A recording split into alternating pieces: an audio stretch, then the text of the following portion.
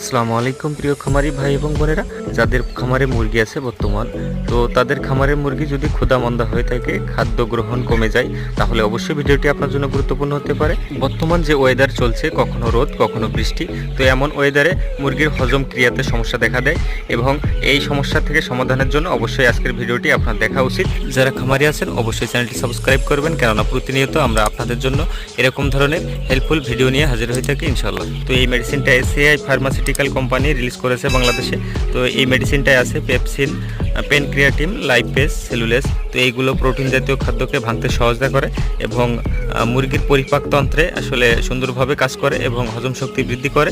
তো এই মেডিসিনটা প্রয়োগ করলে আপনারা অবশ্যই ভালো রেজাল্ট পাবেন ইনশাল্লাহ। আপনাদের মুরগির খাবারের চাহিদা বেড়ে যাবে এবং এটা খাওয়ানোর নিয়ম 2 লিটার পানিতে 1 গ্রাম পরিমাণ মেডিসিন প্রয়োগ করবেন, যে কোনো এক বেলার পানিতে। প্রিয় দর্শক, আজকের ভিডিওর মাধ্যমে যদি আপনার উপকার হয়ে থাকে অবশ্যই লাইক করে দিবেন এবং আমাকে সাপোর্ট করবেন। ধন্যবাদ। আল্লাহ।